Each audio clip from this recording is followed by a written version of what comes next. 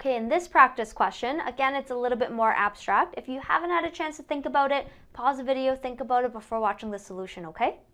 So we are told that the limit as x approaches 1 of f at x is -2.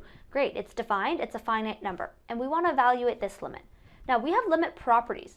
Limit properties pretty much just say that the limit can flow within each of the pieces. So when I have a square root like this, that's the power rule of a limit. I can actually find the limit of what's underneath and then take the square root.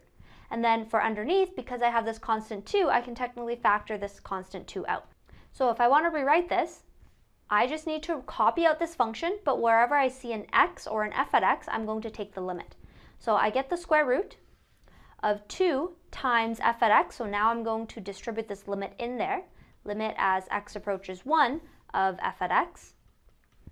And then I have a plus 5. The limit as x approaches 1 of a constant is just going to be the constant itself. That was our constant rule.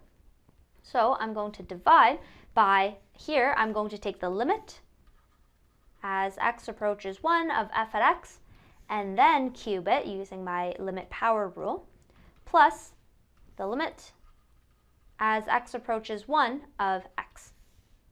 Okay, now let's simplify. This first part here, limit of f at x, that's going to be a -2. This guy is a -2. And then using direct substitution, this guy is just going to give me a 1.